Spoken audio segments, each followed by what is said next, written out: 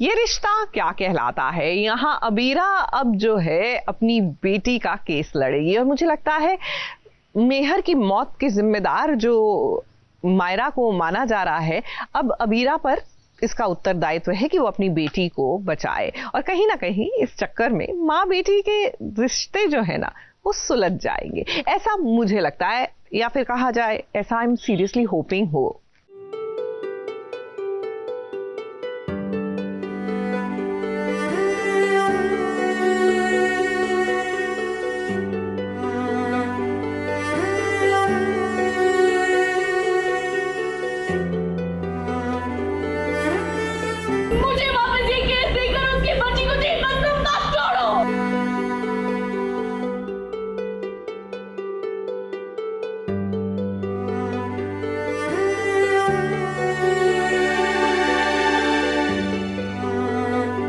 कमर कस के मैदान में उतर आए, उसे कोई नहीं हरा सकता। अरमान आज अबीरा की चौखट पर आया है क्योंकि वो जानता है कि मायरा के लिए एक माँ से बेहतर कोई उसकी वकील बन ही नहीं सकती है।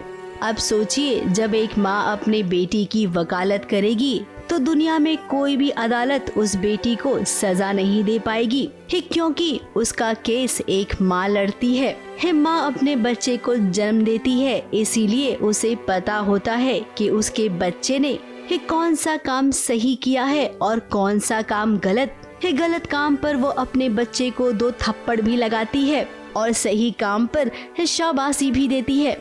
माँ सबसे पहली वकील होती है किसी बच्चे की। जब पड़ोस की आंटी बच्चे का कान पकड़ के घर लाती है कोई शिकायत करने, तो माँ डिफेंड करती है, बाप से भी बचाती है।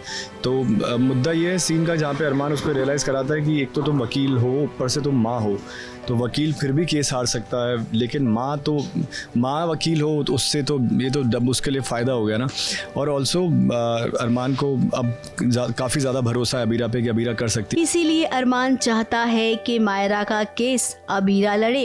अब अबीरा भी चाहती तो है, लेकिन वो डरी हुई है। उसे लगता है कि इतने दिनों से उसने प्रैक्टिस भी नहीं की है, जमानत पहले से ही खारिज हो गई है, कहीं केस भी उल्टा पड़ गया तो। इतने सालों से प्रैक्टिस में नहीं है, आउट ऑफ प्रैक्टिस है, उसकी वजह से उसका कॉन्फिडेंस भी हिल गया। सामने वाला वकील भी एक अलग ही मतलब कॉन्फिडेंट था एंड सही पॉइंट्स रख रहा था, तो वो हिल गई और ज़मानत की हियरिंग में हार गई। तो अब उसके लिए ऐसा हो गया कि यार अरमान तो सही था और अरमान बोल रहा था केस लड़ने के लिए, मुझे इसे ही देना चाहिए था, क्योंकि अल्टीमेटली तो हम दोनों यही चाहते हैं कि मायरा बाहर आ जाए। लेकिन अबीरा, अब ये सब सोचने की बारी नहीं है, आपको फैसला लेना है। जिस बेटी ने आप पर भरोसा किया है, क्या आप उसके भरोसे पर खरी नहीं उतरेंगी? सालों पहले मायरा के दिमाग में जो बात बैठ गई थी आपको लेकर, अभी आपके पास मौका है उसे दूर करने का। अब वानी के साथ भले ही आप अपनी पुरानी जिंदगी में लौट आई हो, हालात आपके सही ना हो, ये बात तो अरमान भी जानता है, क्योंकि अरमान अब जब अबीरा के घर आया है तो उसने देखा कि अबीरा कितनी गरीबी में है। काफ़ी बुरी हालत है अबीरा की, जिस तरह से वो रह रही है, और दिल सच में पसीज गया। हालांकि मैं जब सीन कर रहा था तो अरमान ने तो इससे वर्स्ट कंडीशन में अबीरा के साथ टाइम बिताया। इनके घर में तो एटलीस्ट पानी आ रहा है और बहुत सारी कंप्यूटर है, बाकी सारा अच्छी सेटिंग है, बट फिर भी लेकिन खाने को कुछ नहीं है। तो वहाँ पे अरमान को काफ़ी ख़राब लगता है देखकर कि प्लेट्स भी नहीं है और खाना नहीं है, और जिस कंडीशन में रह रहे हैं, एसी नहीं है, विंडोज़ है वो भी बंद रखी हुई है डर के मारे कि मित्तल ना आ जाए। तो दयनीय स्थिति है।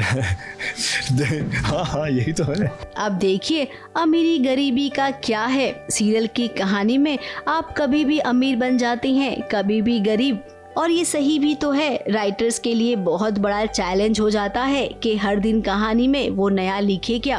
अब अरमान ने समझाया है अबीरा को, अबीरा ये केस लड़ेगी भी और जीतेगी भी। ये हम अपने दर्शकों को बता देते हैं कि आने वाले ट्रैक में आपको देखने मिलेगा। मुंबई से विशाल शर्मा के साथ एबीपी न्यूज रिपोर्ट।